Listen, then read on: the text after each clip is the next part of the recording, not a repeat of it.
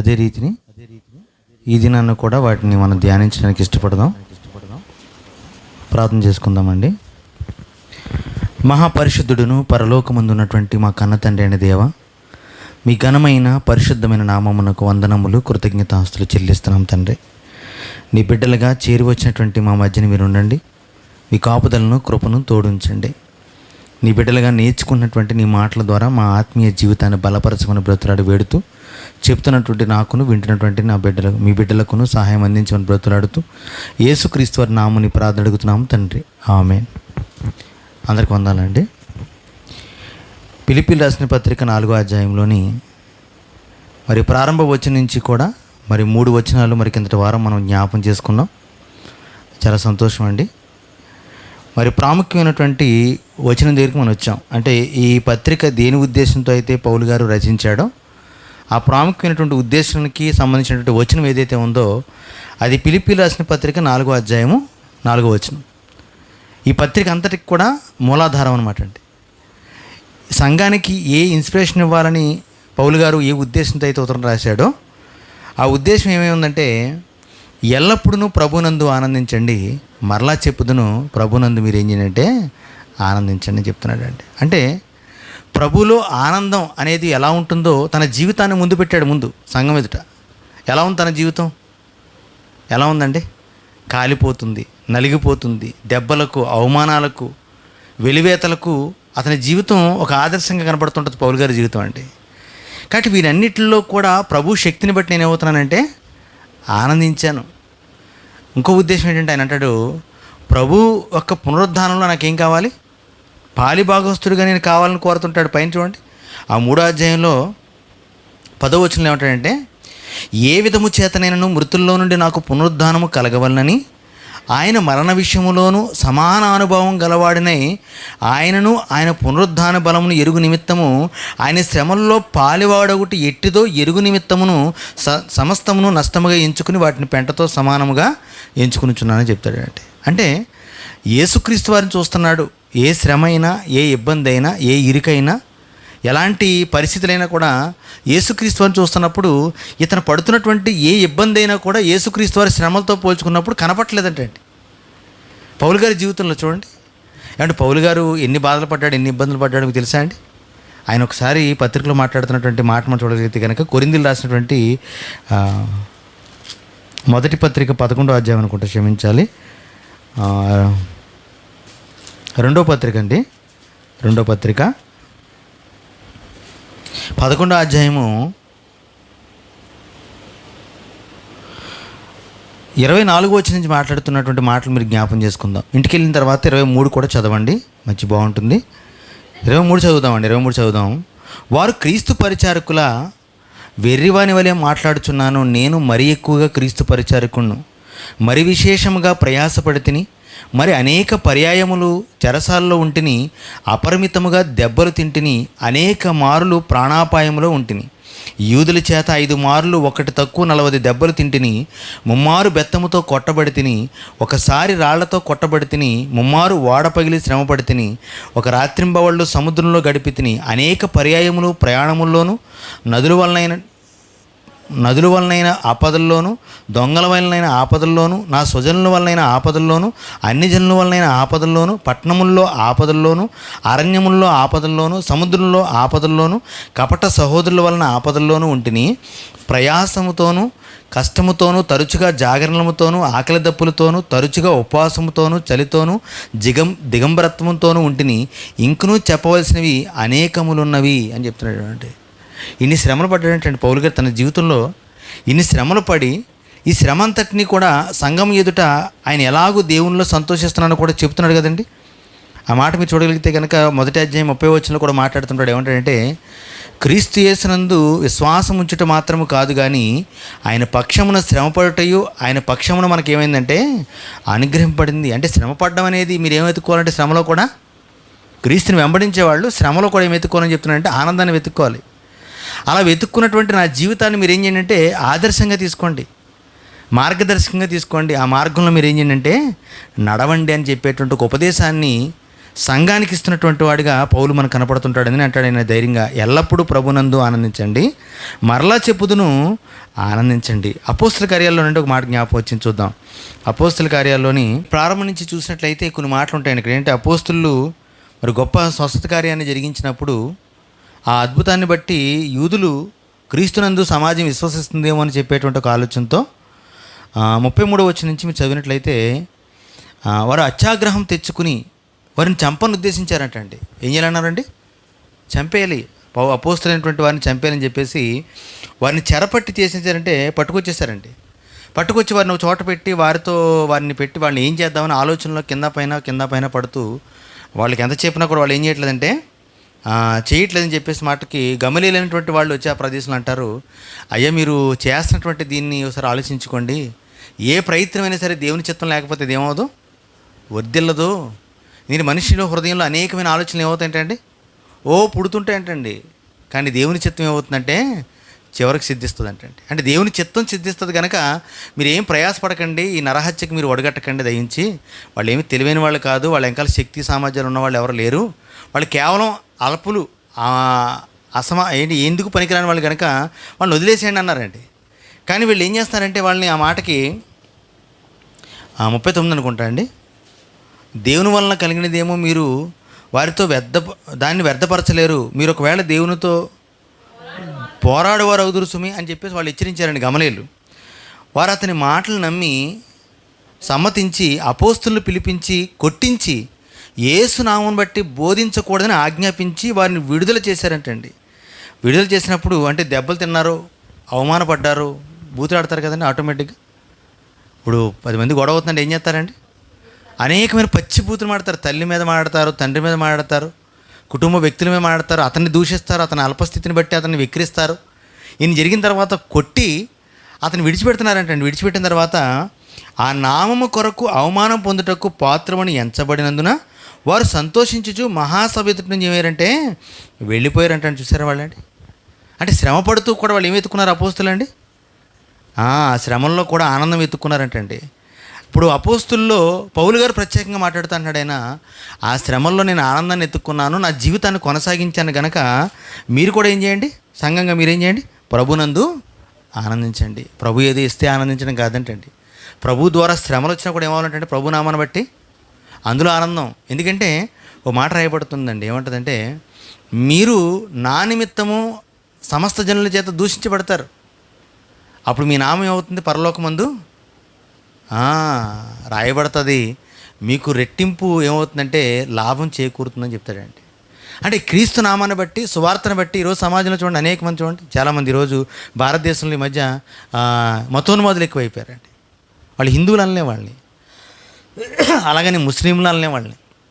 ఇప్పుడు ఎలా ఉన్నారంటే మతోన్మాదం, వాళ్ళ మతాన్ని గొప్ప చేసుకోవడం కోసం. తప్పులేదండి, ఎవరి మతాన్ని వాళ్ళు ఏం చేసుకోవాలి, ఎవరి విశ్వాసాన్ని గొప్పగా చెప్పుకోవచ్చు, నమ్మచ్చు, ప్రచురించుకోవచ్చు, తప్పులేదు. కానీ తమ విశ్వాసం గొప్పదని చెప్పడం కోసం ఈరోజు మతోన్మాదులైనటువంటి వాళ్ళు, అన్ని మతాల్లో ఉన్నటువంటి వాళ్ళు క్రైస్తవ్యంపై ఏం చేస్తున్నారు, టార్గెట్.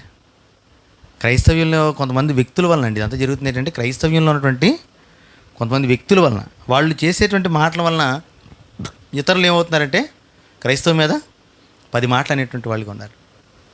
విరుద్ధమైనటువంటి భావనతో మాట్లాడుతున్నారు, అవమానిస్తున్నారు. కొంతమంది స్వార్థికులు ఏం చేస్తున్నారండి, కొడుతున్నారండి. నేను రాత్రి కూడా వీడియో చూశాను, ఫ్రెష్గా నిన్న వచ్చిందండి ఒకటి. మొత్తం వచ్చినటువంటి ఆ సంఘస్థులందరినీ కొట్టుకుంటూ రోడ్డు అంతా ఈడ్చుకుపోతున్నారు మొత్తం అందరినీ కూడా. అంటే ఆడవాళ్ళు ఏడుపులు, ఆహాకారాలు చేస్తూ వద్దు కొట్టద్దని ఏడుస్తున్నా సరే వాళ్ళందరినీ కొడుతున్నారు మొత్తం రోడ్డు అంతా కూడా. అంటే అది తెలంగాణ ప్రాంతంలో అనుకుంటా, బహుశా నేను చూశానండి అది. అంటే అలాంటి పరిస్థితులు ఉన్నా కూడా అలాంటి ఎదురైతే సంఘం ఏమవుతుందంటే చాలామంది చెదిరిపోతారండి. చెదిరిపోరా? ప్రారంభంలో అపోస్తుల కాలంలో ఏమైందంటండి, అంత అపోస్తులు లాంటి వాళ్ళు సేవ జరిగించి పరిచర్య జరిగించి వాళ్ళు క్రీస్తుని గురించి పరిచయం చేసిన కాలంలో కూడా అపోస్తులైనటువంటి పౌలు సౌలుగా ఉన్న కాలంలో అతను చేసినటువంటి హింసకాండ బట్టి సంఘం చెదిరిపోయిందంటండి. అంటే సంఘం ఏమవుతుందంటే బలహీనమైనటువంటి వాళ్ళు చాలామంది ఉంటారండి. సంఘంలో అందరూ బలవంతులు ఉంటారు. ఏదో కొంతమంది వస్తారు, ఏదో వాక్యం వింటారు, ఏదో టైం అయిపోతే మళ్ళీ వెళ్ళిపోతారు. ఏదో పాటలు పాడుకోవడం వస్తారు, పాటలు పాడేసి మళ్ళీ వాళ్ళు వెళ్ళిపోతారు. అంటే ఏదో సంఘానికి వచ్చామో వెళ్ళిపోయాం అనుకున్నటువంటి వాళ్ళకి సంఘానికి హింస వస్తే వాళ్ళు నిలబడరండి వాళ్ళు కదా. అంటే సంఘానికి ఎప్పుడైతే హింస వస్తుందో సంఘం చెదిరిపోద్ది అన్నది ప్రారంభపు శతాబ్దంలో క్రైస్తవ్యానికి ఒక పునాదిలో ఒక భాగంగా మారిపోయిందండి. దాన్ని సరిచేయడం కోసం పౌలు గారు ఏం చేస్తున్నాడు పట్టినప్పుడు, సంఘంగా ఉన్న మీరు చెదిరిపోకూడదు. ఇప్పుడు ఎన్ని శ్రమలు వచ్చినా, ఎన్ని ఇబ్బందులు వచ్చినా, ఆ ఇబ్బందుల్లో, ఆ శ్రమల్లో మీరు ఏమవ్వాలంటే సంతోషించేవారిగా మారిపోవాలి. ఎలా ఉంది చెప్పండి? పిల్లి ఎలకనే ఆటాడింది అనుకోండి, ఎలా ఉంటుంది అది? కానీ ఎలక పిల్లిని ఆటాడింది అనుకోండి, ఎలా ఉంటుంది చెప్పండి? ఇప్పుడు కొంచెం విచిత్రంగా అనిపించింది మాట, చూసారా? అలాగే శ్రమలు వస్తే చెదిరిపోవడం అనేది కామన్ అది. కానీ శ్రమలు వచ్చినా కూడా ఆ శ్రమల్లో ఆనందిస్తూ ప్రభువుని వెంబడించడం అనేది గొప్ప విషయం. ఈ రోజుల్లో ఏముందండి, ఎక్కడో చోట కొడుతున్నారు, ఎక్కడో చోట అవమానిస్తున్నారు, ఒక చర్చిని తగలబెడుతున్నారు, అదే మనం చూస్తున్నాం. కానీ ప్రారంభపు శతాబ్దంలో క్రైస్తవులైనటువంటి వాళ్ళని కట్టి తగలబెట్టినటువంటి రోజులు ఉన్నాయండి ఆ రోజుల్లో. గమనించారు మీరండి? నూనె పాత్రల్లో క్రైస్తవుల్ని ముంచినటువంటి పరిస్థితి ఉంది. ఎలాంటి పరిస్థితి మీరు చూడగలిగితే ఉంటారా? నిజంగా క్రైస్తవులుగా ఉండగలరా ఈరోజు ప్రపంచం ఎవరన్నా? ఆ కాలంలో మొదటి శతాబ్దంలో వాళ్ళు ఉన్నారంటే సింహాలకు వెరగా వేశారు, అవునా? కత్తి ఎద్దును నేర్చుకునే వాళ్ళకి ముందు శత్రువుగా నిలబెట్టి పొడిపించారంటే వాళ్ళ చేత. అంటే ఇలాంటి భయంకరమైన కార్యక్రమాలు క్రైస్తవాన్ని జరుగుతున్నటువంటి ఆ సమయంలో వాళ్ళు అందులో ఆనందించమని చెప్పాడంటే అది ఎంత భయంకరమైన మాట అండి. అది మనం భరించలేని మాట. ఈరోజు సరదాగా చదువుకుంటున్నాం, మన చుట్టూ ఉన్న వాతావరణం చాలా సానుకూలంగా ఉంది, కానీ ఆనాటి కూలంలో సానుకూలంగా లేదండి. ఎలా ఉందండి అది? వ్యతిరేకంగానే వాళ్ళ కార్యక్రమాలు జరుగుతున్న కాలంలో కూడా పౌలు చేత ఏమన్నాడంటే సంఘాన్ని బలపరిచేటువంటి మాటలు చెప్తున్నాడండి. అంటే వాళ్ళతో పోల్చుకుంటే మీరు ఏ పార్టీ వారు చెప్పండి, ఈరోజు క్రైస్తవం ఏ పార్టీ శ్రమలు ఎదుర్కొంటుంది మీరు చెప్పండి. ఈరోజు ఏమైనా ఎదుర్కోగలం? వాళ్ళు క్రీస్తుని చూశారు, మనం ఎవరిని చూడాలి కనీసం? ఇప్పుడు మొదటి శతాబ్దపు క్రైస్తవ్యానన్నా చూసి ఎలాంటి శ్రమ అయినా, ఎలాంటి ఇబ్బంది అయినా, ఎలాంటి ఇరికైనా నేనేం చేస్తాను, నేను ప్రభువును మాత్రం ఏ కాలంలో కూడా విడిచిపెట్టనటువంటి ఒక మహాభాగ్యపు దశకి మనం వెళ్ళిపోవాలండి విశ్వాస జీవితంలో. అది గుర్తించండి. రెండో మాట ఏమన్నాడంటే, మీ సహనమును ఏం చేయన్నాడండి? సకల జనులకు తెలియబడనివ్వండి, ప్రభు సమీపంగా ఉన్నాడు. మీ సహనం అన్న దగ్గర పుట్టినట్లు ఏమిచ్చాడు అక్కడ? మృదుతత్వం. అంతేనా? క్రైస్తవ్యత్వం అంటే ఏంటి చెప్పండి ఇప్పుడు? మృదుతత్వం. క్రిస్టియన్ రోస్టింగ్ ఛానల్ అని చెప్పేసి ఒకటి వస్తుంటుందండి ఫేస్బుక్లో, అట్లా మనకి యూట్యూబ్లో వస్తుంటుంది, చూడొచ్చు మీరు. అందులో ఆయన క్రిస్టియన్ అనుకుంటున్నాను బహుశా నేను, అందుకంటే అతని మాటలు వాక్యం అని చెప్తుంటే క్రిస్టియన్ అనుకుంటాం. అతను అంటే నేను ఫినిహాస్ని అంటుంటాడండి. ఆయన ఫినిహాస్ని నేను అందరికీ రోస్టింగ్ చేస్తుంటానని చెప్పేసి ఈరోజు సమాజంలో సేవకులుగా ఉన్నటువంటి వాళ్ళందరూ కూడా వాళ్ళ తప్పులు బయట పెడుతూ వాళ్ళని రోస్టింగ్ చేస్తుంటాడు. అదొక భాగం అయితే ఈ మధ్యకాలంలో రామాయణాన్ని కూడా రోస్టింగ్ చేస్తున్నాడండి ఆయన. అంటే ఆ రోస్టింగ్లో చాలా బూతులు కూడినటువంటి కొన్ని వల్గర్ మాటలు కూడా మాడుతుంటాడు అతను. ఏమంటే క్రైస్తవ్యానికి తగ్గుతాయా మీరు చెప్పండి?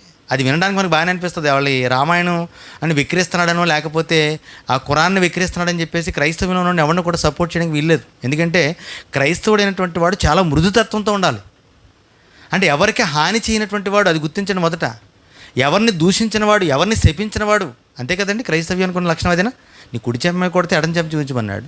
నిన్ను ద్వేషించే వారి పట్ల నువ్వేం చేయాలి? ప్రభు నిమిత్తం, ప్రభు కోసం, ప్రభు దగ్గరికి వెళ్ళి వాళ్ళ క్షేమం కోసం ప్రార్థన చేయాలంటే. ఈ తత్వాన్ని కలిగి ఉండాలని ప్రభు బోధించి సంఘాన్ని నిలబెడితే ఈరోజు క్రైస్తవులు ఉన్నటువంటి చాలామంది బూతులు మాట్లాడుతూ, బూతులు కామెంట్లు పాడుతూ, గొడవలు ఎట్టుకుంటూ కొట్టుకున్నారంటే వీళ్ళు ఏమన్నా చెప్పండి? ఆయన ఎపిసి రాసిన పత్రిక చదువుకుని ఏమన్నారండి? కుక్కల విషయమే జాగ్రత్తగా ఉండండి అన్నాడంటే. ఆ కుక్కలు అందరిని ఏం చేస్తుంటాయి? కుక్క కాటు చాలా ప్రమాదం కదా. ఇలాంటి కుక్కలు క్రైస్తవ్యాన్ని అడ్డుపెట్టుకుని క్రైస్తవ ముసుగులు ఏమవుతున్నారంటే క్రైస్తవ్యం ఇలాంటిది కాదని నిరూపిస్తున్నారు సమాజం మధ్య. కానీ నిజ క్రైస్తవులుగా, వాక్యాన్ని తెలిసినటువంటి వాళ్ళుగా ప్రతివాడు క్రైస్తవుడు ఎలా ఉండాలంటే మృదుతత్వంతో ఉండాలంటే. మృదుతత్వం ఎవరిని ఎందుకంటే మీరు శ్రమల్లో కూడా సంతోషాన్ని వెతుక్కుంటూ ఎదటి వారికి మేలు చేయవారిగా ఉండాలి. మృదుతత్వం అంటే అదేనండి. కాబట్టి అదే మాట చెప్తున్నాడు, మీ సహనమును సకల జనులకు తెలియనియండి. వాళ్ళు హింసిస్తున్నారా, వాళ్ళు తిడుతున్నారా, వాళ్ళు బూతులాడుతున్నారా, ఏం చేయగలరు? ప్రార్థన చేయండి వాళ్ళ గురించి. ఎలా ఉంటుందో చెప్పండి వాళ్ళకండి. వాళ్ళకి అవసరమైనప్పుడు సహాయం చేయండి. ఎలా అయిపోతారో చెప్పండి. వాళ్ళు బ్రతికుండి చచ్చిన వాడితో సమానం అండి. ఇంకా తెలుసా మీకండి? బ్రతికుండి చంపేయడం అంటారు దాన్ని. కొంతమంది చూడండి, నా మాటల చేత వాడి కళ్ళలో రక్తం తెప్పిస్తాను అంటాడండి. చూసారా? వాడి మాటలు, వాడి తెలివితేటల చేత వాడి కక్షని డైరెక్ట్గా చూపించుకోడు. ఎలా చూపించాడంటే వేరే రూట్లో చూపించుంటాడు, బైపాస్లో చూపించుంటాడు. ఎలాగని రోమిలో రాసిన పత్రిక 12వ అధ్యాయం ఒక మాట చెప్తున్నా చూడండి. ఏమన్నాడంటే అక్కడ రోమిలో రాసిన పత్రిక 12వ అధ్యాయంలోని 19వ వచనం చూసినట్లయితే, ప్రియులారా మీకు మీరే పగ తీర్చుకొనక దేవుని ఉగ్రతకు చోటు ఇవ్వండి. పగ తీర్చుట నా పని, నేనే ప్రతిఫలం ఇత్తునని ప్రభు చెప్పుచున్నాడని రాయబడి ఉన్నది. కాబట్టి నీ శత్రువులను ఆకలిగొని ఉంటే అతనికి ఏం చేయాలంటండి? భోజనం పెట్టండి, దప్పుకొని ఉంటే దాహమును కిమ్ము, అలాగూ చేయటం వలన అతని తల మీద నిప్పులు కుప్పగా పోయండి అని చెప్పాడు. ఏంటి ఇది? ఈ రకమైనటువంటి ప్రేమ కూడా ఉంటుందా? అలా అని చెప్పేసి వాడిని ఏడిపించాలని కాదు, వాడికి ప్రేమను చూపించి వాడు ఏమైపోవాలంటే, వాళ్ళని బాధపెట్టి అనవసరంగా ఏం చేశాను, నేను తప్పు చేశానని వాడు ఏమైపోవాలంటండి, ఉంగిపోవాలంటండి. ఏమండి, యేసుక్రీస్తు వారు మనం ఆడుకున్నాం కదా, యేసుక్రీస్తుని పోలి మీరు బతికుండాలని. ఇప్పుడు యేసుక్రీస్తు వారు శిష్యుడు పాదాలు కడిగాడు కూర్చోబెట్టి. అప్పటికీ తెలుసు యోధ ఏం చేస్తాడని తెలుసు, ఆయన అప్పగిస్తాడని తెలుసు. కానీ వాడు కాళ్ళు కడుగుతున్నప్పుడు కనీసం ఆ సమయంలో వాడు ఏమవుతాడు అనుకున్నాడు, అయ్యో నా ప్రభువే నా కాళ్ళు కడిగాడు, ఇలాంటి వాడిని నేను అప్పగిస్తానా అనుకుంటాడు అనుకున్నాడు. కానీ వాడికి మనసులో ఏమవ్వలేదు, అసలు ఎంత కూడా చలనం రాలేదండి. కానీ ఎప్పుడు వచ్చింది తెలుసా చలనం అండి? ప్రభువుని హింసిస్తున్నప్పుడు, కొడుతున్నప్పుడు ఎన్ని జ్ఞాపకం వచ్చాయి వాళ్ళని. అతను ఆకలి కొనున్నప్పుడు ప్రభు తీసుకెళ్ళి ఏం చేశాడు, తన ఆహారాన్ని కూడా ఏం చేసి ఉంటాడు, యోధా నువ్వు తినలేదా, నువ్వు తినే, నాకు పర్లేదు, నేను తినకపోయినా పర్లేదు, యోధా నువ్వు తినే, తండ్రి నాకు ఏముంచాడు, మీకు తెలియని ఆహారం నాకు ఉంచాడు, మీకు ఎందుకు తినండి అని చెప్పేసి ఉంటాడు.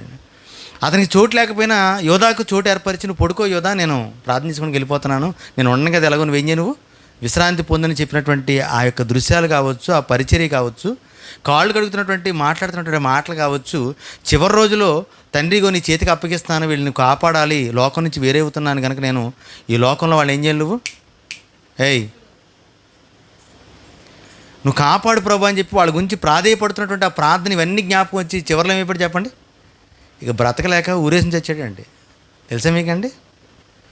ఊరకనే చచ్చిపోలేదు యోధా, ఆ ప్రేమను భరించలేక, ఆ ప్రేమకు చేసిన ద్రోహానికి శిక్షగా తనను తానే చంపుకున్నాడు చివరికండి.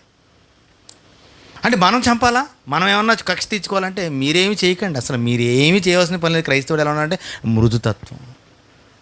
గట్టిగా స్వరం ఎత్తి ప్రార్థన చేయండి, రోడ్డు మీద మోకాళ్ళు వేసి తప్పే ఉంది, వాడు ఇంటి ముందుకు వెళ్ళండి అనిపిస్తుందండి. ఒకసారి అనిపిస్తుంది, ఇది ఎందుకు బతుకున్నాడు అనిపిస్తుందండి. వీడు ఎందుకు బతకాలి, వీడు ఇలా మాట్లాడుతున్నాడు, ఇలా తిరగబడుతున్నాడు, ఇంత అవమానపడుతున్నాడు దేవుడి నామాన్ని అంటే. ఒక మాట జ్ఞాపకం వాక్యం అంటే, దుష్టుడు మరణించడం వల్ల నాకు ఆనందం లేదు నాయన, ఆయన అంత మృదుతత్వంతో ఉన్నటువంటి మాట అది. పాపిగా చచ్చిపోతే నాకు ఆనందం కలగదు, పాపి మారు మనసు పొంది రక్షణ పొంది నీతిమంతుడిగా మరణించి నా యొద్దకు రావాలని దేవుడు కోరుతున్నాడు. మరి అలాంటి గుణం నీకు ఉండాలిగా. అలాంటి మనస్తత్వం ఉంటే అతని గురించి ఏం చేస్తావు నువ్వు? మార్చు తండ్రి, అతను మార్చు. ఇదే ప్రార్థన అంటే. దీన్ని బట్టి అతను ఏమైపోవాలంటే, అయ్యి బాబాయ్ అతను క్రైస్తవులు అండి వాళ్ళు అని గడిచినటువంటి 30 సంవత్సరాల క్రితం ప్రపంచం అనుకుందండి. కానీ 30 సంవత్సరాల నుంచి ప్రపంచం అలా అనుకోవట్లేదు. కారణం ఏంటంటే ఇలాంటి ప్రార్థనలు లేవు. ఉన్నాయనుకున్నారా? లేవు. తప్పిపోయింది, దారి తప్పిపోయింది. క్రైస్తవ్యం గాడి తప్పిపోయి స్వస్థతల వైపు, వరాల వైపు పక్కకి వెళ్ళిపోతూ ఈ మృదుతత్వాన్ని క్రీస్తు వస్తాడన్న సంగతి కూడా ఏమైపోయారంటే మర్చిపోయి లోకంలో పోటీ పడుతూ బ్రతుకుతున్నటువంటి సమాజం క్రైస్తవులు కనబడుతుంది ఈరోజు. అంటే అంతేనా? ఆ మాటలు కనబడుతుంటాయి కదా మనకండి. ఇక్కడ చూడండి, ఆ మాట చూడండి. ఏమంటారంటే 5వ వచనం కదా, మీ సహనమును సకల జనుల ఎదుట తెలియనీయుడి, ప్రభు సమీపంగా ఉన్నాడు. ఆయన వచ్చేస్తున్నాడు కదండి, మేము వెళ్ళిపోతాం. మీరు ఏమనుకుంటే అనుకోండి, లాగేసుకుంటారా లాగేసుకోండి, ప్రభు వచ్చేస్తున్నాడు, ఏమైపోతాం, మేము వెళ్ళిపోతాం కదా. మమ్మల్ని పాడు చేస్తారా, మమ్మల్ని నాశనం చేస్తారా, మా కుటుంబాన్ని ఏమైనా చేస్తారా, చేసుకోండి, మేము ప్రభు రాకముందు మేము ఏమైపోతాం, ప్రభు సన్నిధికి మేము. పౌలు చెప్పాడు కదండి, ఏం చెప్తాడు, సజీవులమై నిలిచి ఉండు, మీరేమవరు చనిపోయిన వారి కంటే ముందుగా దేవుని సన్నిధి చేరరు. మీకంటే చనిపోయిన వారు ముందు దేవుని సన్నిధి చేరిపోతారు. వారు ప్రభుతో పాటు ఏమవుతారు, తిరిగి మరలా వస్తారు ప్రభుతో పాటు అని చెప్పాడు. కాబట్టి ఒకవేళ బ్రతుకుంటే ఎదుర్కొంటాం, చనిపోతే ముందుగా ఏమైపోతాం, ఆయనతో పాటు తిరిగి వస్తాం. మేము బ్రతికిన లాభమే, చచ్చిపోయినా మాకు లాభమే. మీరు ఏం చేసుకుంటారో చేసుకోండి. ఎలా అని చెప్పండి డెసిషన్. ఎంత వైరాగ్యంతో మాట్లాడుతున్న మాటలు చూడండి. అసలు ఇంత వైరాగ్యం క్రైస్తవానికి వస్తే ఈ వాటి క్రైస్తవ్యం ఏముంది తెలుసా అండి, క్రీస్తు రాకడ ఎప్పుడో జరిగిపోయింది. నిజమండి, ఆ వైరాగ్యం రావట్లేదు ఎవరికైనా. రైట్, ఇంకో మాట చూద్దాం. 6వ వచనం చూస్తే, దేనిని గురించి చింతపడకుడు కానీ ప్రతి విషయంలో ప్రార్థన విజ్ఞాపనల చేత కృతజ్ఞతాపూర్వకంగా మీ విన్నపములు దేవునికి ఏం చేయండి అంటే తెలియచేయండి. అప్పుడు సమస్త జ్ఞానమునకు మించిన దేవుని సమాధానం యేసుక్రీస్తు వలన మీ హృదయములకును మీ తలంపులకును కావలి ఉంటుంది. ఏం కావాలండి? సమాధానం కావాలి. క్రైస్తవ జీవితానికి ఏం కావాలి? సమాధానం. ఏమండి, మిగతా వాళ్ళకి లేనిది క్రైస్తవులకు ఉన్నది చెప్పండి, సమాధానం. అంతే కదా. సమాధానం లేని బ్రతికెలా చెప్పండి. ఒక ప్రశ్నకి జవాబు ఏంటి? ఆ ప్రశ్నకి జవాబు అంటే, చనిపోతే నేనేమవుతాను, నన్ను ఇలా అన్యాయం చేస్తున్నారు, నాకేంటి న్యాయం ఏంటి, ఎన్నో ప్రశ్నలు వస్తాయి కదా మనకంతా కూడానండి. కానీ అన్నిటికీ ఒకటే సమాధానం ఏంటంటే క్రీస్తు సమాధానం అంటే. అది ఎక్కడ ఉండాలంటే మీ హృదయాల్లోకి ఇస్తారండి. ఎంత గొప్ప మాట అని చెప్పండి. ఎంత అద్భుతం అంటే ఈ మాటలు విన్నప్పుడు అనిపిస్తుంటుందండి. అబ్బా అందులో వాక్యం ఒకటి కొనుక్కు రాయించుకున్నానండి అక్కడ నేను. ఈ సమాధానం మీ హృదయాల్లో ఏం కావాలి? ఏలుచుండాలి అక్కడ. మనకి సమాధానం కావాలండి. ఒకే ఒక మంచి సమాధానం ఏంటంటే, నాయన నేనున్నాను మీకు. ఎలా ఉంది చెప్పండి ఇది? ఏమండి ఏదో వద్దు మాకు. ఏమన్నాడు ప్రభు? నేను మీకు ఉన్నానయ్యా, మీరేం కంగారు పడకండి. అటుపక్క ఉప్పెనగా సముద్రం లెగుస్తున్నా, అగ్ని జ్వాలలు కురుస్తున్నా ఏమిటండి ప్రభు అన్నాడు నేనున్నాను. ఇశ్రాయేల్ది అనలేదా? ఎర్ర సముద్రం పొంగిపోతుంది, ప్రభు ఏమన్నాడు? నేనున్నాను, కంగారు పడకండి. సమాధానం చాలదండి. ఆ సమాధానం చాలదు. అగ్ని 7 ఇంతలు మీకు మండిపోతున్నట్టండి అక్కడ. షడ్రక్ మేషక్ అభిజ్ఞ ఎదుట దేవుడు అంటున్నాడు నేనున్నాను, పదండి లోపల పదండి అన్నాడు అండి. అక్కడ కూడా ఆయన ఉన్నాడు. సమాధానం ఎలా చెప్పండి? సమాధానం అంటే అది. ఎలాంటి శ్రమల్లో అయినా, ఎలాంటి ఇబ్బందుల్లో అయినా నేనేమైపోతాను అనే ప్రశ్న మీకు వస్తుంది. ఒకవేళ మీ చింత వస్తుంది మీకు. కానీ మీరు ఏం చేయకండి, దేవుని ప్రార్థన చేయండి. తండ్రికి ఎలాంటి పరిస్థితి ఎదురొచ్చింది, నువ్వేం చేస్తావో నీ ఇష్టం, కానీ నువ్వు ఉన్నావు అనేటువంటి సమాధానం మాకు కావాలి. ఉందా మాకు అంటే నేనున్నాను, మీకు వెళ్ళిపోండి ఇందులోకి వెళ్ళండి. అంతేనా? నూనె సలసల కాగిపోతుంటే అందులో పడేశారంటండి జనాల్ని, క్రైస్తవ్యాన్ని. ఏమండి ఊచలు ఇప్పుడు చూడండి, మనకి హైందవుల శ్మశాన వాటికలో అది ఉంటుందండి, ఐరన్ ఉంటుంది చూసారా, మెస్ చూసారా? అలాగ కింద మంట పెట్టి దాని మీద పుడుకోబెట్టేవారు క్రైస్తవులు అండి. తెలుసా మీకండి? వాడు విలవిల్లాడుతుంటే ఊసలతో పట్టుకునేవారండి అండి చుట్టి గట్టిగానే. ఎందుకంటే ఎవడో కూడా క్రైస్తవానికి ఏమవకూడదు మరి అలాంటి చూసినప్పుడు, వెళ్ళకూడదని. అంత భయంకరమైన పరిస్థితుల్లో ఈ పత్రిక రాయబడిందండి. అది గుర్తించండి మొదట మీరు. ఎలాంటి పరిస్థితి వస్తున్నా ప్రభు అంటాడు నేనున్నాను, మీకు ఎందుకు కంగారు పడకండి. ఎంత బాగుంది చెప్పండి సమాధానం అంటే. కాబట్టి ఈ సమాధానం మీ హృదయంలో ఏం చేయండి, మీరు మీ తలంపుల్లోనూ కావలి ఉంచుకోండి. అది గుర్తించండి. ప్రభు ఉన్నాడు మాకు, మీరు ఏం చేసుకుంటారో చేసుకోండి. కాబట్టి మేము ప్రభు మాతో ఉన్నాడు కాబట్టి మేము ఏమవ్వాలి ఇప్పుడు? అంతే కదండి. వాళ్ళు ఏమన్నారు? ఇగో మేము యోహాను శిష్యులు మేము ఎప్పుడు ఏం చేస్తుంటాం? ఉపవాసం చేస్తుంటాం. నీ శిష్యులు ఉపవాసం చేయరేంటి అని అడిగాడండి. అప్పుడు యేసుక్రీస్తు ఏమన్నాడు? పెండ్లి కుమారుడు తమతో ఉన్నంతకాలం ఎవడో ఏం చేయడు? ఉపవాసం చేయరు. కానీ తమతో లేని కాలంలో, పెండ్లి కుమారుడు లేని కాలంలో ఏం చేస్తారు? వీళ్ళు ఉపవాసం చేస్తారు. అంతే కదా. కంగారు పడకండి, మాకు సమాధానం ఉంది. మేము ఏడుస్తున్నామంటే ఏడుపు కూడా మాకేముంది? మాకు సమాధానం. మన కన్నీడు చాలా విలువైందండి. క్రైస్తవుడు కన్నీడు ఏ విషయంలో అంటే నీ సొంత విషయాల్లో కాదు, ప్రభు కార్యాలు, ప్రభు విషయాల్లో. ఎందుకంటే ఫిలిప్పీలు అనేవాళ్ళు చాలా గొప్పవాళ్ళని సంగతి మీకు జ్ఞాపం చేశాను చాలాసార్లు అండి. ఆ సంఘపు సభ్యులు చాలా గొప్పవాళ్ళు, వాళ్ళు ఎంతో అలంకరింపబడిన వాళ్ళు, దేవుని పనిలో వాళ్ళు ఎంతో గొప్పవాళ్ళు. పౌలు చివరి మాటలు అది చెప్తుంటాడండి. ముగింపుకు వచ్చేసరికి అన్నాడు మీరు ప్రతి విషయంలో ఏం చేయండి, మీరు అంత గొప్పవాళ్ళు కనుక ఆనందించే విషయంలో ఉండండి, మృదుతత్వం కలిగి ఉండండి. ఎటువంటి పరిస్థితిలో కూడా సమాధానం ప్రభువు మీకు ఉన్నాడు కాబట్టి మీరు ఏమండి నిశ్చింతగా ఉండండి, చింతపడకుండా ఉండండి అని చెప్పేసాడు అండి. మాట కిందకి వెళ్ళిపోతే అంటాడు మెట్టుకు సహోదరులారా, ఏ యోగ్యతైనను మెప్పైనను ఉండిన ఎడల ఏవి సత్యమైనవో, ఏవి మాన్యమైనవో, ఏవి న్యాయమైనవో, ఏవి పవిత్రమైనవో, ఏవి రమ్యమైనవో, ఏవి ఖ్యాతి గలవో వాటి మీద ధ్యాస ఉంచుకోండి అని చెప్పేసాడంటే. చూసారా? ధ్యాస. అయ్యో వాళ్ళు ఎవరో చంపేస్తారేమో క్రైస్తవులుగా ఉంటే, అయ్యో ఇది చేస్తున్నాం కనుక మేము క్రైస్తవులకు బ్రతకలేకపోతున్నాం అండి, మేము కులాన్ని వదులుకోలేకపోతున్నాం, మతాన్ని వదులుకోలేకపోతున్నాం, మా ప్రాంతంలో మేము బ్రతకలేకపోతున్నాం. ఇవన్నీ ఏమొద్దు. పరలోకం అనేది ఒకటి ఉంది కదా, క్రీస్తు రక్షణ అనేది ఒకటి ఉంది కదా. అది ఎలాంటిదంటే యోగ్యమైనటువంటిది, తర్వాత మెప్పు కలిగించేటువంటిది, తర్వాత అదే సత్యమైనటువంటిది, అదే మాన్యమైనది, అదే న్యాయమైనది, అదే పవిత్రమైనది, అదే రమ్యమైనది, అదే ఖ్యాతి కలిగించేటువంటిది. దాని మీద మీ మనసు ఉంచండి అని చెప్పాడు. ఫైనల్గా చెప్పాలంటే మనకు అర్థమయ్యే రీతిలో చెప్పుకోవాలంటే, మనకు అర్థమయ్యే భాషలో ఆ వాక్యాన్ని తీసుకుంటే ప్రభు మనతో ఉన్నాడు కాబట్టి, పరలోకాన్ని మనకిస్తారు కాబట్టి దాని మీద మనసు ఉంచండి అని చెప్పడం కోసం దానికి ఇన్ని పేర్లు పెట్టాడండి. అంటే ఇప్పుడు ఏం పెట్టాలి మనసు? ఇప్పుడు మెప్పు కోరుకుంటున్నారా సమాజంలో? క్రైస్తవ్యాన్ని వదిలేస్తే మెప్పు అవుతుంది అనుకుంటున్నారు మీరంతా కూడా. అయితే మెప్పు అసలు మెప్పు ఉంది కాబట్టి దాని మీద వ్యాస పెట్టండి. అవునా? అంటే ప్రతీది కూడా అనమాట, ప్రతీది కూడా జీవన ప్రయాణంలో మన చుట్టూ ఉండేటువంటి వాతావరణం ఇదంతా కూడా.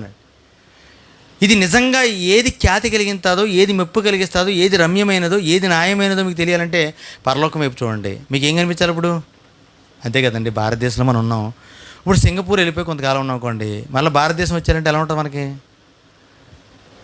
ఎందుకండి అవసరమా అనిపిస్తుంది. అందా? అమెరికా వెళ్ళిపోయినప్పుడు భారతదేశంలో ఉండడానికి ఇష్టపడతాడు? అంటే అక్కడ పరిస్థితులు వేరు. అలాగే ఈ భూమి మీద ఉన్నటువంటి అవిశ్వాసమైనటువంటి జీవితం ఒక విధమైనది అయితే, విశ్వాస జీవితం మరొకటి. వాడికి తెలిసింది ఒకటి.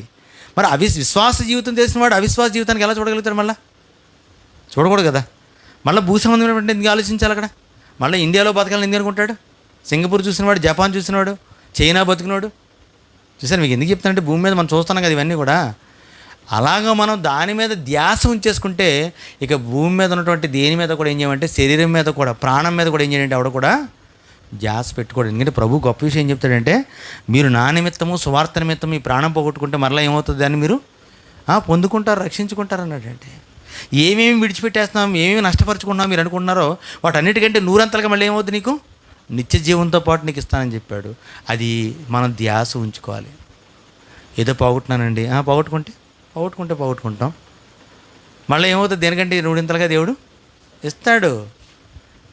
దేవుని పనికి ఆటంకమైన దాన్ని ఏం చేయమంటున్నాను, ఎప్పుడైనా సరే పక్కన పడేసండి. దాన్ని తీసుకెళ్ళి దేవుని పనికి ఆటంకమైనది ఏం చేయాలి, పక్కన పడేశారనుకోండి, దేవుడు అంతకంటే గొప్పది ఇస్తాడు. కానీ దేవుని పనికి ఆటంకం ఒక దాన్ని తెచ్చిపెట్టినావు నువ్వు, అది కూడా లేకుండా పోతుంది ఇంక మొత్తానికంటే. ప్రాణాలు కూడా పోతే అది గుర్తించండి. చాలాసార్లు చెప్తాను, పిల్లల్ని అడ్డుపెట్టుకోకండి, ఉద్యోగాలు అడ్డుపెట్టుకోకండి, మరో వ్యాపారాలు అడ్డుపెట్టుకోకండి, దేన్ని అడ్డుపెట్టుకోకండి. నేను దేన్ని అడ్డుపెట్టి ప్రభుకు దూరం అవ్వాలని చూస్తున్నావో అది నీకు దూరం అవ్వగాక. ఆమెన్. అంతేనా? పాస్టర్లు అలాగే చెప్తారు కదండి. నిజమండి, అది నిజంగా బయట చెప్తే సమాజంలో ఏడుస్తారు చాలామంది. వాళ్ళు దువ్వాలంటారు. దువ్వడం ఏంటండి? అసలు క్రైస్తవుడైనటువంటి వాడు అత్యున్నతమైనటువంటి సింహాసనమైనటువంటి దేవుని కుడిపాసం ముందు ఆసీనుడు అవడానికి సిద్ధపడేవాడు. ఇలాంటి వాడికి ఇంకా దూడం ఏంటి, దువ్వాలా? అది ఏం దూడం ఏంటండి అసలు? వాడు ఇతరులను దువ్వాలి చెప్పాలంటే, ఇంకా చెప్పాలంటే. కానీ సంఘంలో చాలామంది ఏమవుతుందంటే దువ్వాల్సి వస్తుంది. 9వ వచనం, మరియు మీరు నా వలన ఏమి నేర్చుకుని అంగీకరించిరో, నా ఎందున్నట్లుగా మీరు ఏమి వింటిరో, ఏమి చూచితరో అట్టి వాటిని మీరు ఏం చేయండి చేయండి, అప్పుడు సమాధానకర్తయ్యకు దేవుడు మీకు తోడే ఉంటాడని చెప్పేసాడండి. సమాధానం మీరు వెంటాడండి, మీ హృదయాలకు కావాలి ఉంటుందని చెప్పినటువంటి ఈయనే తర్వాత ఏమంటాడండి ఇక్కడ, నేను ఎలా బ్రతికానో, నేను ఎలా బ్రతికి జీవించానో, క్రైస్తవ జీవితంలో ఎలా సంతోషించగలిగానో అలా మీరు నడిచికొచ్చేసండి అంతే అన్నాడు. ఎంత భయంకరమైన మాట అండి ఇది. ఉండగలం అన్ని దెబ్బలు, కొరడా దెబ్బలు తినగలం. 5 మార్లు యూదుల చేత ఒకటి తక్కువ 49 దెబ్బలు తిన్నాడండి. 5 సార్లు తిన్నాడటండి. రాళ్లతో కొట్టబడ్డాడు, హింసించబడ్డాడు, జాగరణాలతో ఉన్నాడు, ప్రయాణంలో ఉన్నాడు, చెరసాల్లో ఉన్నాడు. ఇవన్నీ నాకులా మీరు వచ్చేసండి అన్నాడండి. ఇలాగండి చెప్పడానికి బాగానే ఉంది అయ్యా, కానీ మాకు రావడానికి మాకు ఏమవట్లేదు. అనేకమైన బంధకాలు మా చుట్టూరుని, భార్య, బిడ్డ, బంధకాలు, ఉద్యోగాలు, అప్పులు ఎన్ని ఉన్నాయండి మనకండి. బోళ్ళు ఈఎంఐలు ఉన్నాయి మనకి, డోకరాలు ఉన్నాయి ఆడవాళ్ళకేమో. మేము రాలేము, ఊరుదులు రాలేము. పెన్షన్ వస్తుంది కాబట్టి 1వ తారీఖు మళ్ళీ ఎక్కడికి వచ్చేయాలి మళ్ళీ తిరిగేసి. ఎన్ని బాధలండి మనకి చుట్టూనండి. ఎప్పుడు వదులుతాయి నీకు అన్నీ? చచ్చిపోతే వదిలిపోతే తెల్లారిపోతే అంతే నీకు. రేపు తెల్లారితే అన్నీ ఫ్రీ నీకు, ఇంకా చచ్చిపోతేనే. అలా నువ్వు చచ్చిపోయిననుకో లోకంలో ప్రభు కోసం ఇవ్వాలి, నువ్వు జీవించిన వాడిగా ముందు కొనసాగాలి. అది దేవుడు కోరుకుంటున్నాడు అంటే. కాబట్టి ఇంకో మాట 10వ వచనం చూసినట్లయితే, నన్ను గురించి మీరు ఇన్నాళ్లకు మరలా యోచన చేయసాగిరని ప్రభునందు మిక్కిలి సంతోషించి తిని, ఆ విషయంలో మీరు యోచన చేసి ఉంటారు కానీ తగిన సమయం దొరకలేకపోయాను మీకు. నా గురించి ఇప్పుడు మీకు జ్ఞాపం చేసుకున్నందుకు నేను ఏమవుతున్నాను, చాలా సంతోషిస్తున్నాను. కానీ మీరు నా గురించి జ్ఞాపం చేసుకుంటారు నాకు తెలుసు, కానీ మీకు ఏమవ్వలేదు, మీకు టైం దొరకలేదు మీకు అంతే. కానీ ఈరోజు టైం దొరికింది కాబట్టి మీకు ఫుల్ క్లాస్ అన్నాడు అంతేనండి. ఇంకేమన్నాడండి, నాకు కొదువ కలిగినందున ఇలాగూ చెప్పుట లేదు, నేను ఏ స్థితిలో ఉన్నానో ఆ స్థితిలో సంతృప్తి కలిగి ఉండ నేర్చుకుని ఉన్నాను. దీన స్థితిలో ఉండనెరుగుదును, సంపన్న స్థితిలో ఉండనెరుగుదును, ప్రతి విషయంలోనూ అన్ని కార్యముల్లోనూ కడుపు నిండుటేందును, ఆకలిగొని ఉండుటేందును, సమృద్ధి కలిగి లేమి కలిగి ఉండుటేందుకును నేర్చుకుని ఉన్నాను అని చెప్పాడండి. అంటే నేను ఎలా ఉన్నానని ఇప్పుడు ఈరోజు మీరు నన్ను జ్ఞాపం చేసుకున్నారు, సంతోషం, వందనాలని చెప్పారంటే అర్థం ఏంటి? చాలామందికి ఏదో ఆశిస్తున్నాడేమో పౌలు గారు అనుకుంటున్నాడంటే వాళ్ళంతా కూడా. కానీ నేను మిమ్మల్ని ఏమి ఆశించి ఈ మాటలు చెప్పట్లేదు. కానీ ఏం చెప్తున్నానంటే, మీరు ఇచ్చినా ఇవ్వకపోయినా, మీరు వచ్చినా రాకపోయినా, మీరు పలకరించినా పలకరించకపోయినా, నేను మటుకు ప్రభు పనిలో ఉంటాను నాయన, అది నేను అలవర్చేసుకున్నాను, నా గుండెల నిండా ఏమనుకున్నాను, అది నింపుకున్నాను నాయన అని కూడా చెప్పేశాడు వాళ్ళకంతా కూడా. ఒక సేవకుడు అయినటువంటి వాడు ఒక పౌలు గారిలా మారిపోవాలండి. అంటే అర్థమేంటి? ఎవరో ఇస్తారని ఆశించకూడదు, ఏదో వస్తుందని ఆశించకూడదు, ఏదో లేదని బాధపడడానికి లేదు. ఎలా ఉండాలంటే ఎప్పుడు కూడా ప్రభు నాతో ఉన్నాడు అనేటువంటి ఉద్దేశంతో ఏముండాలి? ఉద్దేశం కాదండి, ప్రభు తనతో ఉంటాడు కాబట్టి అని ఏమవ్వాలి అతను. మనం నీతిగా నడుచుకుంటున్నాం అనుకోండి, యథార్థంగా జీవిస్తున్నాం, ప్రభు పనిలో ఉన్నాం అనుకోండి, దేవుడు మనతో ఉండడా? దేవుడు మనతో ఉంటాడు. దేవుడు మనతో ఉంటే ఎలా ఉండాలి మనం? ఇప్పుడు అయ్యో ఈరోజు తినలేదంటావా, అయ్యో నిద్ర లేదని మొన్న అంటావా, అయ్యో సేవకి వెళ్ళానండి నా కాళ్ళు లాగేస్తున్నా. సేవ దొరికితే చాలు ఏం చేద్దాం, మళ్ళీ దేవుడి నూతన ఉత్సాహాన్ని ఇచ్చి, నూతన జీవాన్ని ఇచ్చి మళ్ళీ పరిగెడతాడండి మళ్ళీ. కాబట్టి పౌలు అన్నాడు, నాకు అన్ని విషయాలు ఏముంది, నాకు ఏ ఇబ్బంది లేదు, నన్ను బలపరచు అనేది నేను సమస్తము చేయగలను. నన్ను బలపరచు అనేది నేను ఏం చేస్తాను, నేను చేస్తున్నాను, ఇన్ని చేస్తున్నానంటే ఎలా చేయగలుగుతున్నాడు మీరు అంటారేమో. ఎలా చేయగలుగుతున్నాను నేను? ఎలా చేయగలుగుతున్నానండి? నన్ను బలపరచు అనేది నేను సమస్తము చేయగలుగుతాను. కాబట్టి నేనేదో చేస్తాను మీరు అనుకోవద్దు. నన్ను బలపరిచిన ప్రభువుని ఏం చేస్తున్నాను, నేను చేయగలుగుతున్నాను. అంటే మనం కూడా ఏదైనా చేయగలుగుతున్నాం అంటే దీన్ని బట్టి చేయగలుగుతాం. మనం ప్రభు మనల్ని బలపరిస్తే చేయగలుగుతాం. ఇగో మీటింగ్ పెట్టగలిచ్చా, దేవుడు మీటింగ్ ఏర్పాటు చేశాడు, ఒక కార్యక్రమాన్ని సిద్ధపరిచాడు. ఇప్పుడు ఆయన బలపరిస్తే మనం ఏం చేయగలుగుతాం? లేకపోతే అంతే కదండి, వాతావరణాన్ని సిద్ధపరచడం కూడా చేయగలుగుతాం. మరొకటి ప్రతిదీ కూడా దేవుడు సిద్ధపరిస్తే మాత్రం మనం ఏం చేయగలం, కార్యాలు చేయగలం తప్ప మిగతా మనది ఏమీ లేదు. ఇందాక ప్రార్థనలో మీరు అందరూ మరి పలానా తారీఖుని ఏర్పాటు చేసాం ప్రభా మీరు తోడు ఉండాలి. మనం ఏర్పాటు చేయలేదండి, మనం ఏర్పాటు చేసింది కాదు. ఎవరు ఏర్పాటు చేశారు? దేవుడు అనుకున్నాడు. ఎప్పుడు అనుకున్నాడు? ఇది మళ్ళీ పైగా చెప్పాలండి మీకు, జగత్తుకు పునాది వేయబడక మునుపు అనుకున్నాడు ఈ మీటింగు. ఆయన అనుకున్నాడు అనుకోండి, నిజంగా అనుకున్నాడు అనుకోండి, ఆయన ఈ మీటింగ్ జరుగుతుంది. లేదనుకోండి ఏమవుద్ది, క్యాన్సిల్. అనివార్య కార్యాల వలన, వాతావరణ ప్రాబ్లం వల్ల క్యాన్సిల్ చేస్తాం, మరలా మీటింగ్ ఏర్పాటు చేస్తామని. నిజమండి, దేవుడు అనుకుంటే ఆ రోజు ఆ కార్యక్రమాన్ని ఎలాగైనా చేయగలుగుతాడు ఆయన. లేదంటే మనం ఏం చేయలేం. అంటే ఆయన బలపరిస్తే చేయగలుగుతాం. కాబట్టి ప్రార్థనలో కూడా మీరు ఆ మాట యాడ్ చేసుకోండి. తండ్రి నన్ను బలపరిస్తే, మీరు బలపరిచిన కార్యాలు మేము ఏం జరుగుతామంటే చేయగలుగుతాం. మీ అనాది సంకల్పంలో ఏర్పరిచిన కార్యాలు చేయుటకు మమ్మల్ని మీ చేతిలో వాడబడేటువంటి పాత్రలుగా మీరు ఏం చేయండి, మమ్మల్ని ఉపయోగించండి అని ప్రాధేయపడండి. అంతే తప్ప మనం చేస్తున్నాం కాబట్టి, మనం చెప్తున్నాం కాబట్టి, మనం అలా చేసాం ఇలా చేసాం కాబట్టి చెప్పుకోవడానికి మనం ఎంత మాత్రమూ పనికిరాని వారము. మన క్రియలు మురికి గొడ్డలు లాంటి క్రియలు. ఆయన చేయగలిగితే గొప్పగా చేస్తాడు. కాబట్టి ఆయన ఏర్పరిచినటువంటి కార్యముగా ఆయన్నే బలపరచమని ప్రార్థన విజ్ఞాపనల చేత ఆయన చేతికి ఏం చేద్దాం, అప్పగించేద్దాం. మరి ఏ శ్రమ అయినా, ఏ ఇబ్బంది అయినా, ఏ ఇరుకైనా, ఎలాంటి స్థితిగతులైనా దేవుడిచ్చినటువంటి ఆయుష్ కాలంలో మరి ఆయన మనం బలపరిచేటటువంటి ఆశతో, ఆలోచనతో మనం ఏం చేద్దామంటే మనం కార్యాలు జరిగిద్దాం. మంచిదండి, ప్రార్థన చేసుకుందాం. మహాపరిశుద్ధుడును పరలోకమందు ఉన్నటువంటి మా కన్న తండ్రి అయిన దేవ, మీ ఘనమైన నామానికి వందనాలు, కృతజ్ఞతాస్తులు చెల్లించుకుంటున్నాం తండ్రి. వినపడినటువంటి మాటలు కేవలం నీ మాటలే తండ్రి, నీ వాక్య సందేశాలు తండ్రి మాకు అందించారు.